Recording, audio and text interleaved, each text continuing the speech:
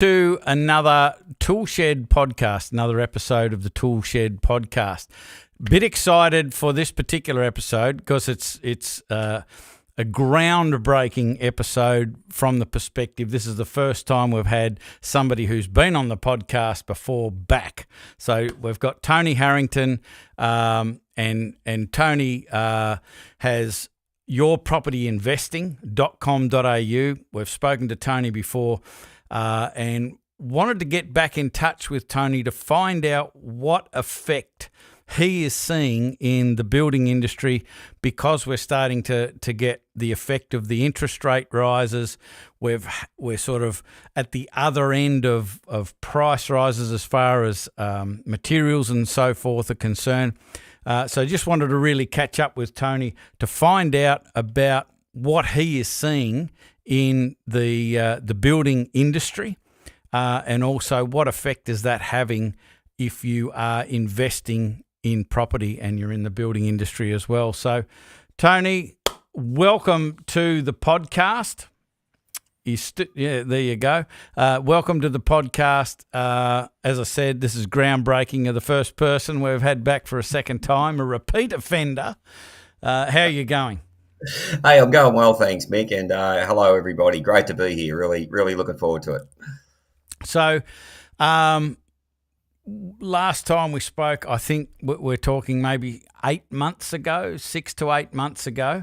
What have you noticed in that time that has started to change? Because you speak to a lot of people in the building industry.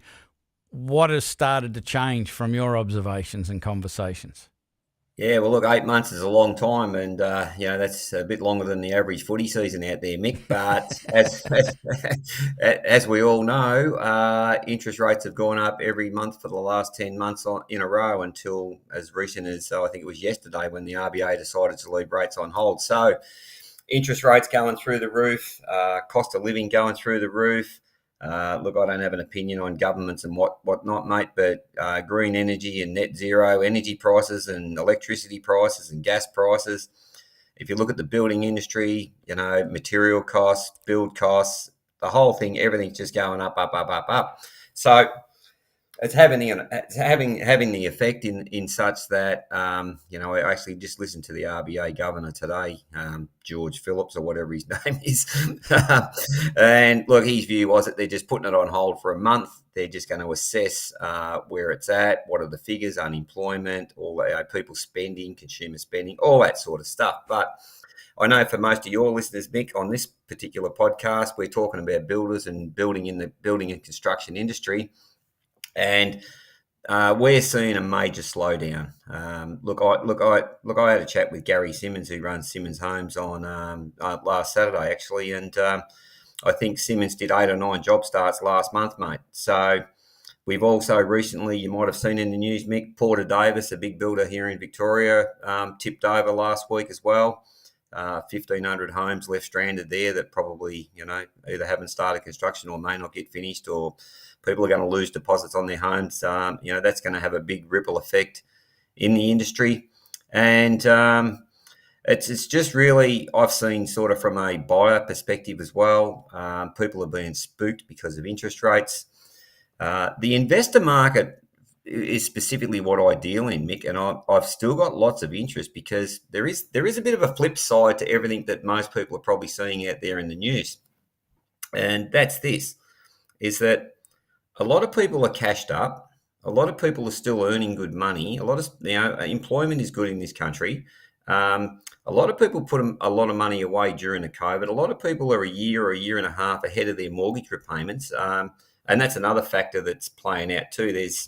I think there's something like 660,000 home loans this year that will revert from fixed rates to variable rates. So people are going to go from 1.7, 1.8, 1.9%, and all of a sudden they'll be at 5.7, 5.8, maybe even into the sixes. So who knows? So there's a lot of variables playing out in the industry at the moment. But having said that, I see a lot of opportunity out there because I've been in the property building space for well over 40 years, but my personal business and property investing I've been in for over 20 years. And the last 4 years, we haven't been able to get any deals off land developers, project builders or whatnot. But the tide's starting to turn. So for people who are in a position who are maybe cashed up, who have got a bit of money behind them, got some good equity in their home, they want to build their wealth, they know that superannuation and the stock markets isn't the answer. I really believe we're going to see some massive carnage in that space over the next period of time.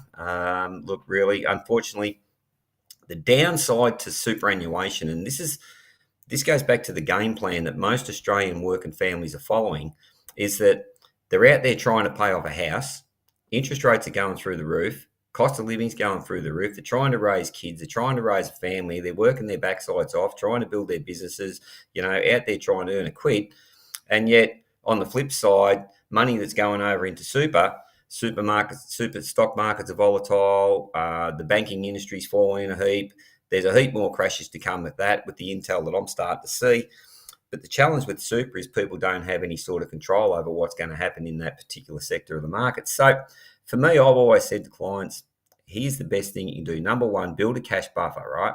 Get a cash buffer behind you for rainy days. And we're going to head into some pretty rainy, stormy times, okay, going forward. Number two, get your house paid down as quick as you can, as fast as you can, and get that debt knocked off. Number three, have superannuation, not a problem with that. But number four is, hey, get yourself some other forms of investment that are going to give you a bit more control and a bit more security. So it's a bit of volatility happening out there. I think everyone's going to be aware of that, Mick. But at the end of the day, there's opportunities out there. And I think people who are in a position to maybe move forward, there's going to be winners, there'll be losers, unfortunately. And for people who are in the right space and in a good position, they can do well out of all this. Yeah. So you mentioned interest rates are going up. You also mentioned the Porter Davis thing. I actually read it was 1,700 homes that were sort of half finished or, not completed, and the builder isn't there to finish it, which is just a nightmare for the family. Trying to get another builder to finish a property where another builder started is very, very, very difficult, and for 1,700 of them.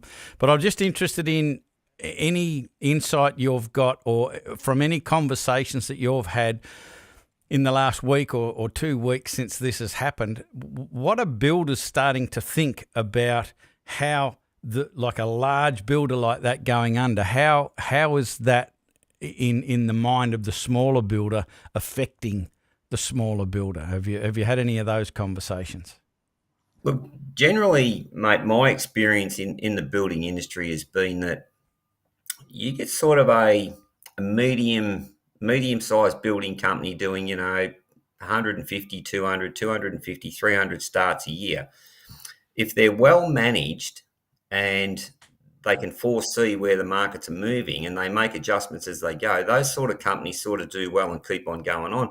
A few of the guys that I deal with in my space, they foreseen stuff like this 18 months ago. They rejigged their business plans. They rejigged how many starts they could do. They rejigged how they order materials. They rejigged how they manage their trades in and out of sites, into areas, all this sort of stuff. So they were very proactive in trying to counteract it. But the problem with the smaller guys is that, generally speaking, Mick, they sometimes they don't have those skills. Sometimes they don't manage themselves well enough. Sometimes they don't perceive what's sort of moving ahead. And the other thing, a lot of things that I've seen with smaller builders in the construction game, they don't have good cash flow. They don't have a good cash buffer sitting behind them, and they're sort of juggling from job to job. Hey, let's go and do a slab here and we'll get paid that. Let's get the frame up over here. We'll get paid that one. Let's get this one to lock up. We can get a claim in here. And they're always juggling, moving from one to the other, and the goalposts keep on changing. And the sad part about, a big company like Porter Davis going down, not only does it affect the people who are buying the houses, but it's got a domino effect throughout the building industry, in such that it affects suppliers who won't be paid. It affects subcontractors who won't be paid. I had a mate of mine that I played golf with last week. One of his buddies has got a scaffolding company that Porter Davis, this is his figure, not mine. He said they're into him for about 600,000, and he's got about 2,000. He's got about 2,000 tonne of scaffold sitting out on all these housing job sites, right? But then that particular guy, how does he manage his business? Then he's got his wife, his family, his kids. He's got his house. He's got workers that he can't pay. So the whole thing just becomes a big domino. And when the wheels start to fall off, it can have a major effect. So one thing I would say in regard to all this, Mick, is that people who are talking to me about wanting to buy or wanting to build are really, really hesitant now. Go, well, where do I go? Who do I deal with? How do I know this builder's going to be right? And I think when you've got interest rates and you've got people a bit worried and fearful, then that's going to put a stymie on the market. Yeah. I think build starts have dropped by around about 60%. Yeah, we're hearing Right. that. And so you said that you see a lot of opportunity. Like there's pain on the horizon, but there's also opportunity. And you mentioned a bunch of things, and I wouldn't mind going back over a few of those things in a bit of detail.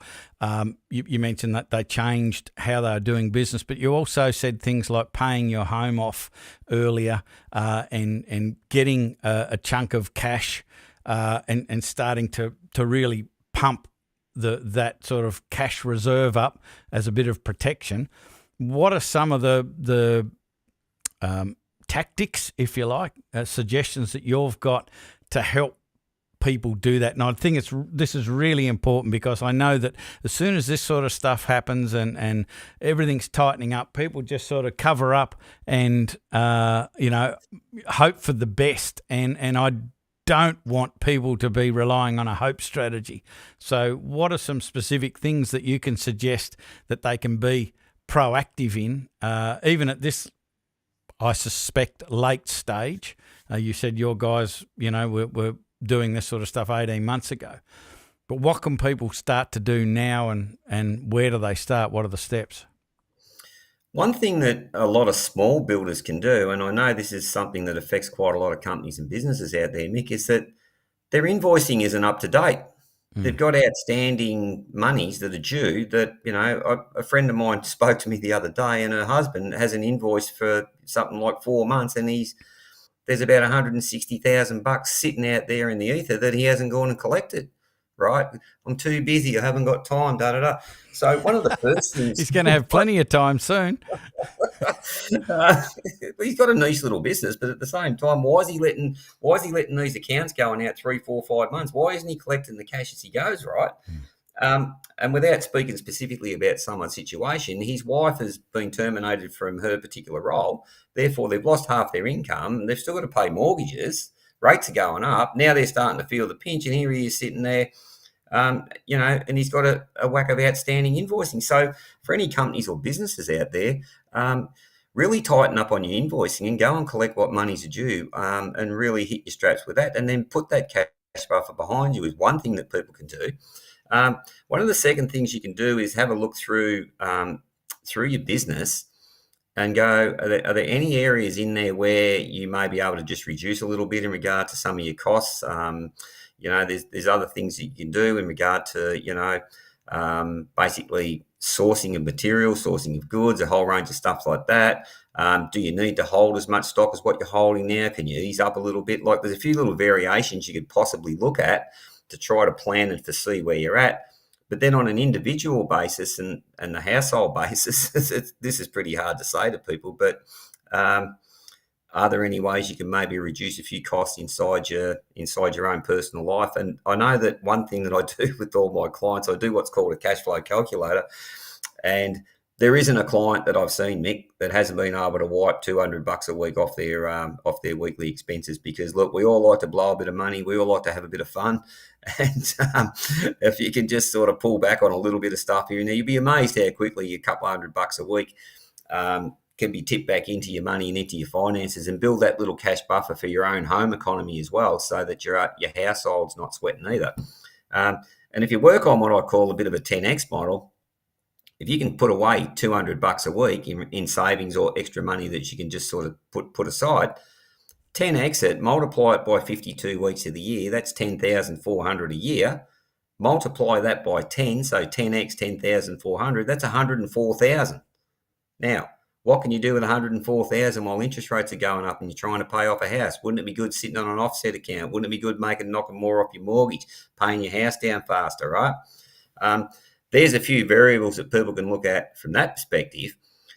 But the thing that I teach when it comes to property and property investing, and most people don't know it or because they don't understand it, they've never been shown, is that if you've got a position where you've either got equity, you've got a sum of cash you can afford to invest today, and there's good buys out there in the market, and I can get discounts on land, I can get discounts on builds, we can get upgrades. There's a whole range of things that we're starting to see now, which we haven't seen for 4 years. Number one, if you can make money the day you buy, that's great.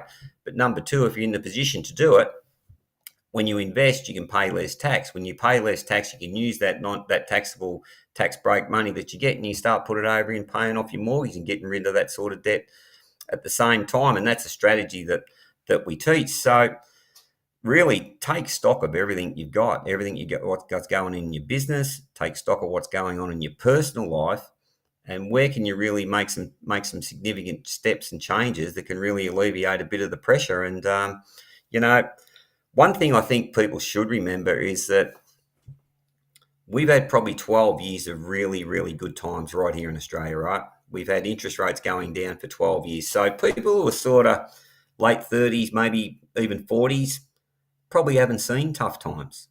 They probably haven't seen interest rates go up. They haven't seen the cost of living go up. It's been, happy days, right? It's been pretty good times right across the country. So for most people, it's going to take a little bit of time and a little bit of adjustment. But here's one thing I would say to people is don't go stressing out, right? Because financial times, tough times have been here before and they'll be here again. But over a period of time, they will pass and we will get through. So all you can really do is try to adjust your mindset, adjust your focus, and adjust the things that you can take control of. Because we really can't control the economy. We can't control the RBA. We can't control the banks. We can't control what happens around the world. We can't control what happens with stock markets. So we have to try to take control of the things that we can control.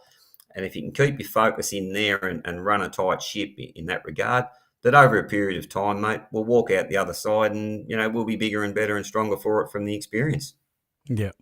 Yeah. A couple of things going through my mind when you were talking about particularly, some certain age groups haven't experienced some pain, and my mind immediately goes back to the first house that we bought back in the late 80s, I think 1988, and we were paying 19% and on the mortgage. And the funny thing is when you talk to other people around about our same vintage about that, and we've had the same conversation with our kids. Like our kids are sort of in their mid to late 20s and early 30s, buying properties and so forth, and giving them that advice about pay it down as quickly as possible and because you never know when the interest rates will go up, and they've been used to 1% and 2% and 6% freaking them out, and you go, well, you should try on 19%. And every time you mentioned it, and everybody has the same response with their kids,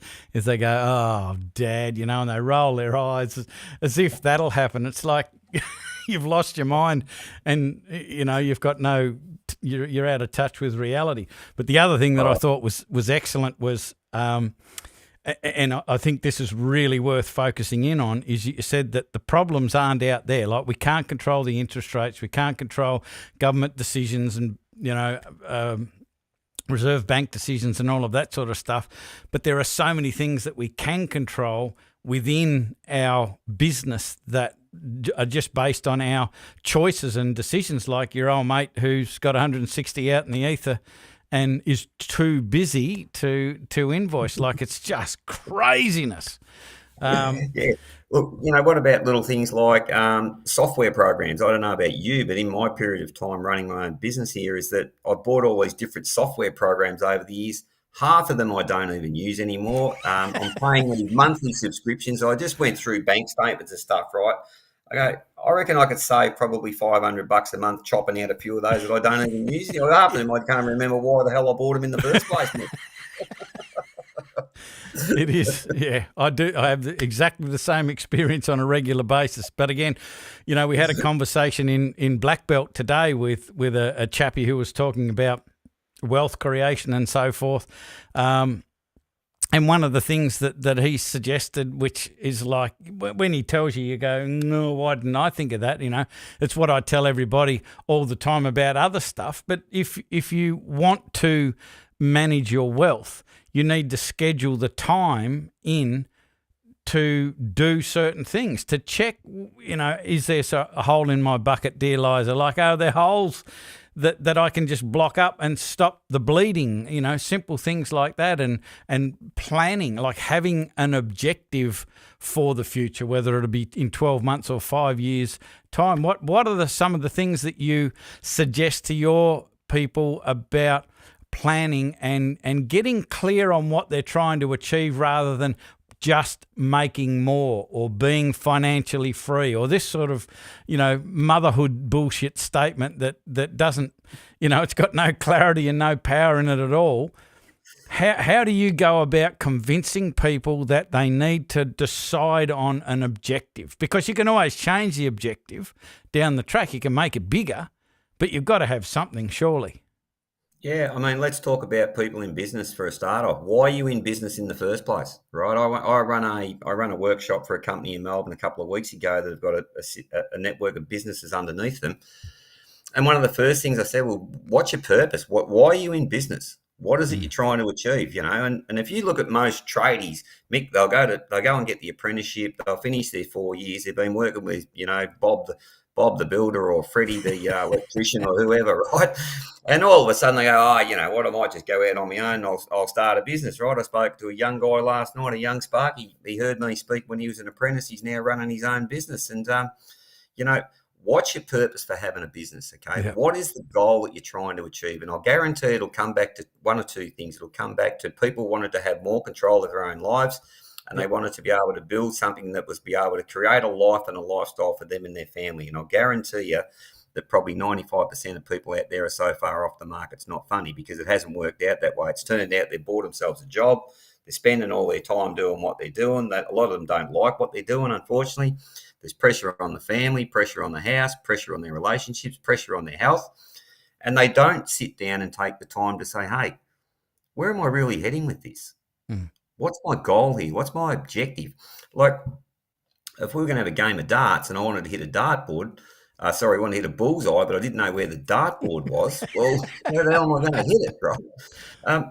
And people in life, Mick, here's what I find. Australia's a great country, mate. We all love a beer and we love getting out on a weekend and having a good time. But most people that I've dealt with in my time, and not just when I've been running this business, but even when I was working on building sites, everyone was just working for the weekend. Yeah, mate, I just got to get to the weekend, mate. Can't wait till I get paid. Yeah, I can't wait for the week. Yeah, they're just all they're focused on is this weekend. But that's culture, because we haven't been taught or shown any different. And the way I turned my world around and my finances around when I started this stuff 23 plus years ago was I learned about targets. You have to have goals. You have to have targets. You have to have a specific number in mind that's what you're shooting for. And then you bring it back to what are the things that I need to do on a day-to-day, week-to-week, month-to-month basis to achieve that. So my particular business, I've got a turnover target because I know what that turnover means. I know how much cost I've got going on in my business. I know how many times I've got to go out and speak to a group. I know how many leads I need to attract. I know how many of those leads I need to convert. And therefore, if I just focus on, I need to go and speak to X, Y number of people per week, per month, per year, I know that the numbers go to the leads, to the conversions, to the sales, to the things that I do that generate the income and flow into the business. I've got that down pat, Mick. Yeah. But most people are out there operating on an oily rag, week to week, month to month, hoping like hell they're shitload, they're going to survive again. And unfortunately, sometimes adversity is the catalyst for people to make that change. And my adversity came back in 1994 when I bought a franchise business and I got ripped off and lost every cent I had. It took me 3 or 4 years to start to bounce back from it. But that adversity put me and my life and my future and my finances on a completely different path to where I was going, because I was on a road to nowhere, mate. I was punting on the horses. I was going to illegal card games, and I was going to go and make a fortune cleaning up a casino, mate. That was my goal back in those days. And I haven't met any rich punters since. But for everybody out there, I think it's really, really important that you do have these goals, that you do have a specific number, a specific target. Know why you're in business. What's your key reason? You're building something for yourself, you're building something for your family, you're building something for your kids. You want to create a lifestyle, get your house paid off, do you want to be free to do what you want to do? There's a myriad of reasons, but if you don't know why you're out there doing it, it's pretty easy to lose motivation, get off track, and then all of a sudden you get caught up and the wheels start to spin and life doesn't become very enjoyable. Yeah. Yeah, I mean, that is such good advice and so powerful. And when you were saying it, it just reminded me of a situation many moons ago. I was working for Tennis Australia as a mental development coach and working with, at this particular day, a bunch of juniors. And the coach had you'll remember a hula hoop. You know what a hula hoop is, don't you? So, it's a circle, let's say 1 metre around. And the coach was hitting the balls to the players, and they'd come to the ball. And the idea was to hit the ball and get it in the hula hoop. That was their target. So, he had that idea. He had a target. And then I thought, I'm just watching the results, and if anyone got it in the hula hoop, they'd all go, yee-haw, this is great. But the majority of the balls were outside the hula hoop because they were aiming at the hula hoop. And I remembered that exactly same concept that you're talking about, like the clarity and the specificity of the target is absolutely essential. And all I did, I was walking around, I had my hand in my pocket, and there was some change in there, and I ripped out a $2 coin, and I said, changing the rules, and I popped the $2 coin right in the middle of the hula hoop. And I said, anyone who hits the $2 coin gets the $2 coin, and I'll just keep putting money in, and away we go. And just instantly changing their focus from 1 metre to the size of a $2 coin, every shot was either inside or hitting the hula hoop. It was either inside or hitting, where the majority were outside. And so what you're talking about here is so important, because if you can get that real clarity and specificity, it changes the behaviour. You don't have to learn anything new. These people didn't have to refine their skills. It was already there.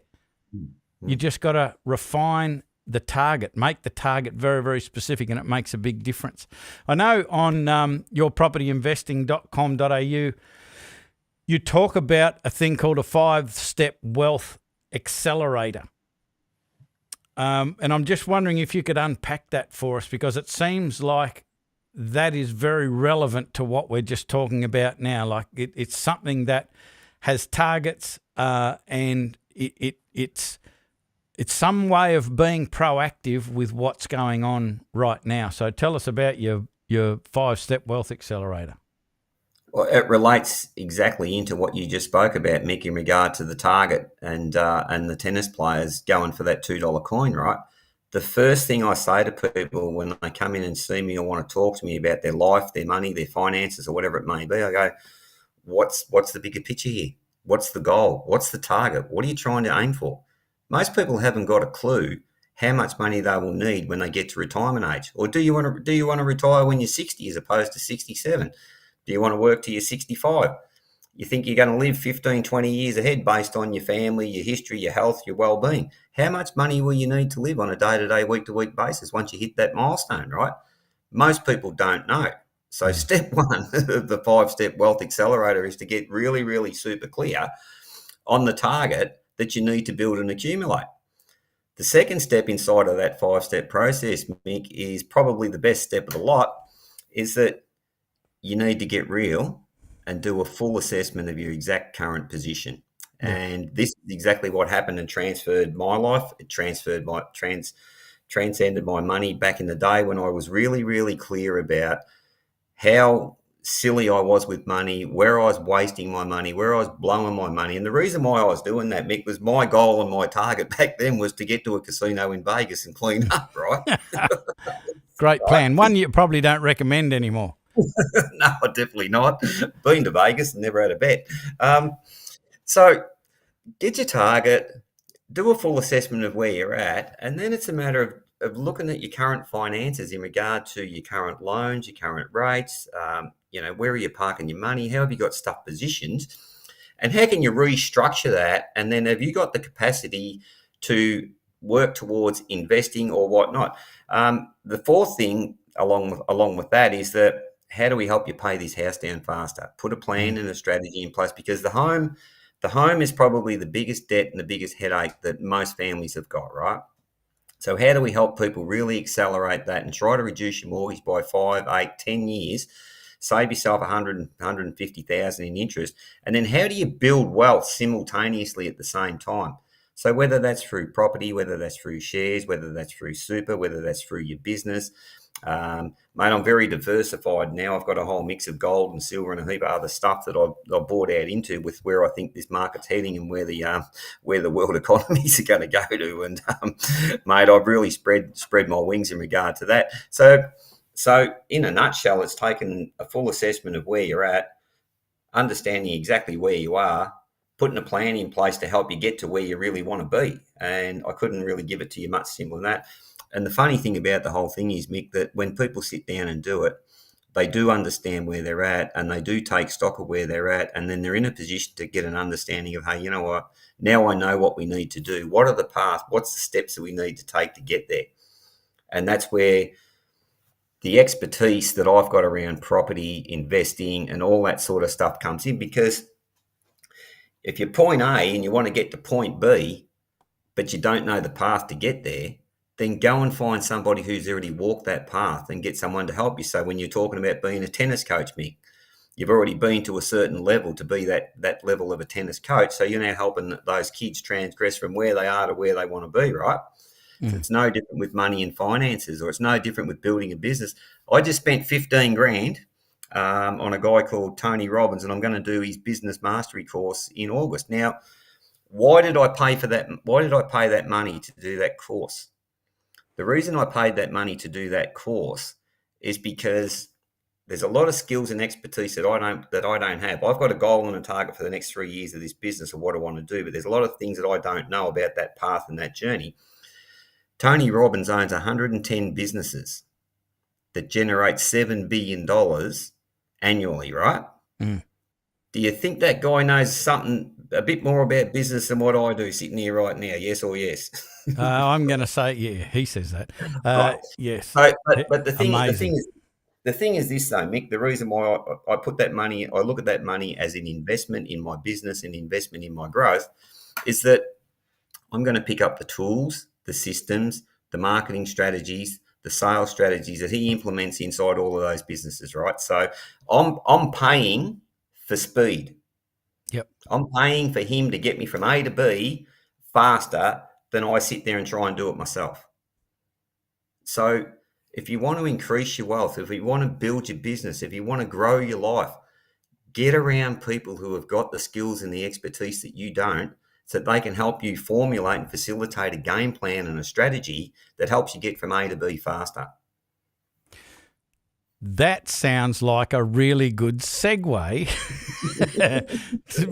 for my next question, which I had loaded, which, like, I cannot agree with you more that, like, we have that in the ToolShed. So, you know, this is the ToolShed podcast and we've got the ToolShed app. And there's hundreds and hundreds and hundreds of people in the ToolShed, and they pay nothing to be in there. And we call them freeple. So they're in there and they're trying to gather resources and get the information and all that sort of stuff. And I am completely open. Like I'm happy to tell anybody anything, and there's nothing that's held behind the paid curtain as far as I'm concerned. For that very reason that you just mentioned, that like the information that you or I could share with anybody else is out there and it is freely available.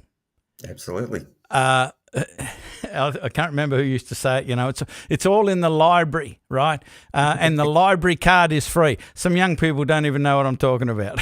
but folks, it was a building with books in it, and you're allowed to go in there with a library card and check out a book. And the person who told me this, he said, and the thing is, the library card's free, but you've still got to get off your ass and walk down to the library and get the book and then implement it. And so it's not about the information, folks. It's about having someone like you just mentioned who can accelerate the progress with which you can use and implement that information. And like you've got the 5-step wealth accelerator. I'm sure you've got a bunch of other things. But just what are the steps? Like you've talked about a lot of really cool stuff here today. If someone wants to reach out to you and get your guidance to help them begin the journey of building wealth, what's the story? What are the steps? Two ways they can do it, Mick. They can just jump onto yourpropertyinvesting.com.au. There's a little button up the right-hand time, book a strategy call. That call goes direct with me. So I work one-on-one with my clients. You won't be fobbed off to anybody else. But all that call is about is just having a talk to you in general about your life, your situation, where you're at, what are you trying to do, where are you stuck, can I help you out? That's one way they can make contact with me direct.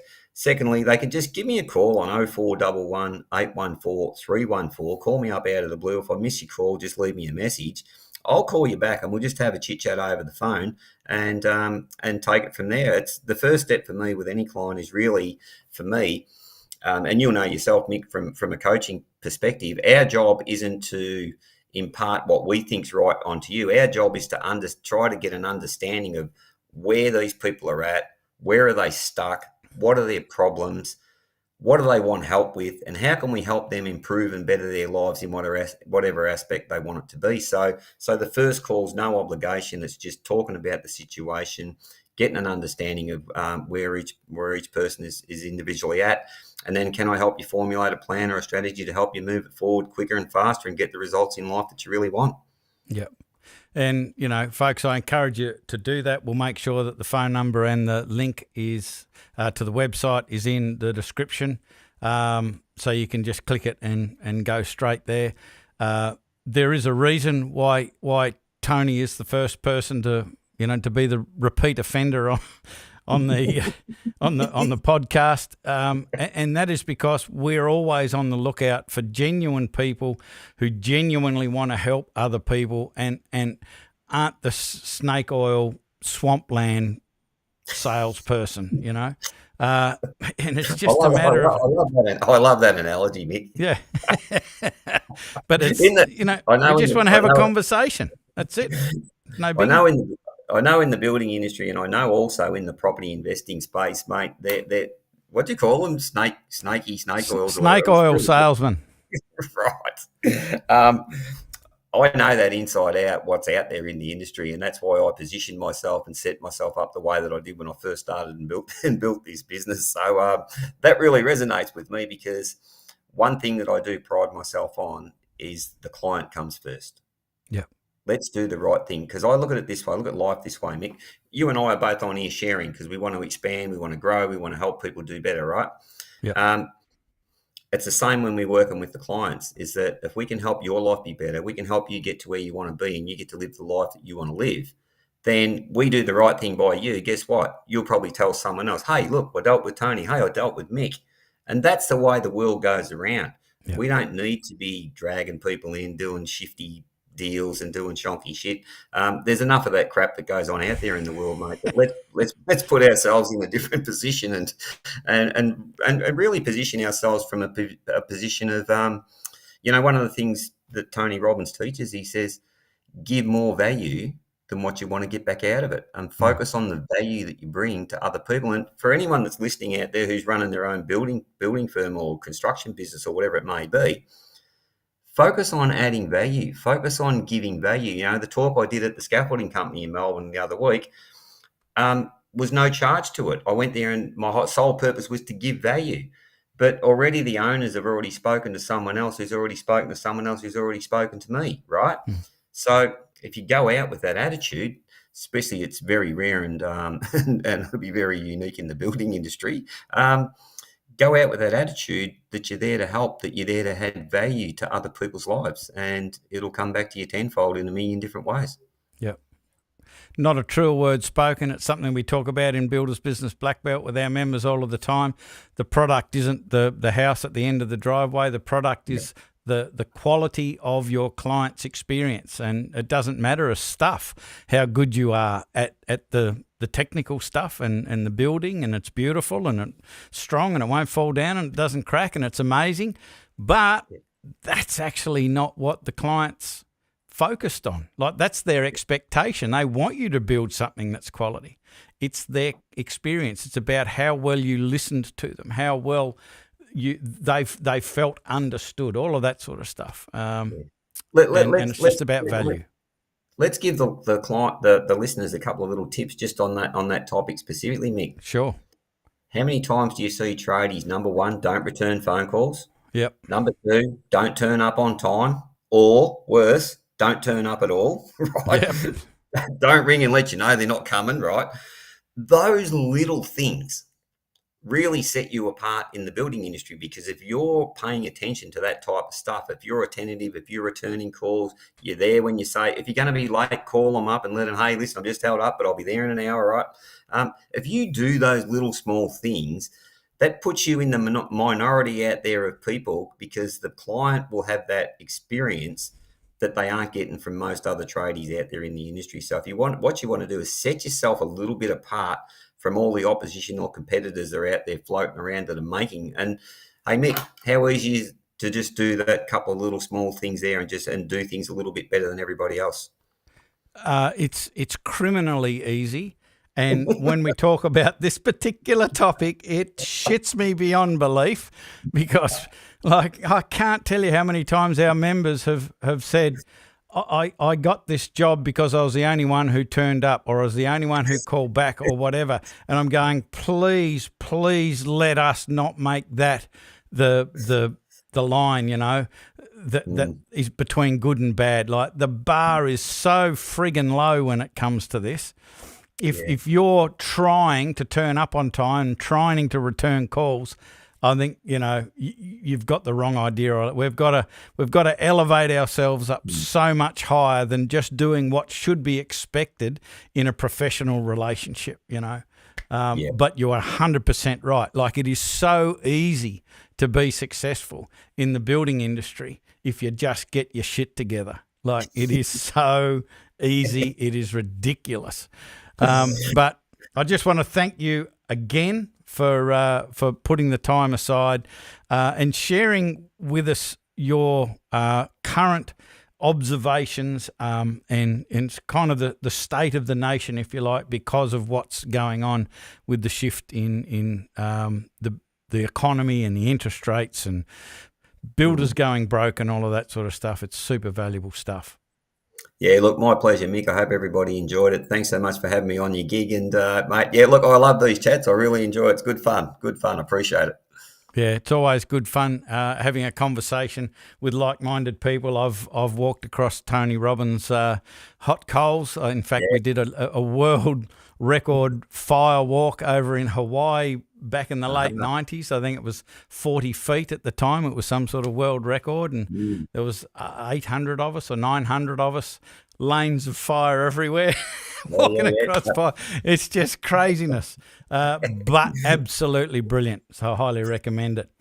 But thank you very much, everybody. I hope you really enjoyed this podcast, the ToolShed Podcast, this particular episode with Tony Harrington from yourpropertyinvesting.com.au. All of the links will be in the description. You can just click them, jump in and have a go at the 5-step wealth accelerator. Have a chat with Tony. It can only help. There's absolutely no downside to it whatsoever. So that's it for this episode of the ToolShed Podcast. I'm Mick Hawes from Builders Business Black Belt. That is all. Bye for now.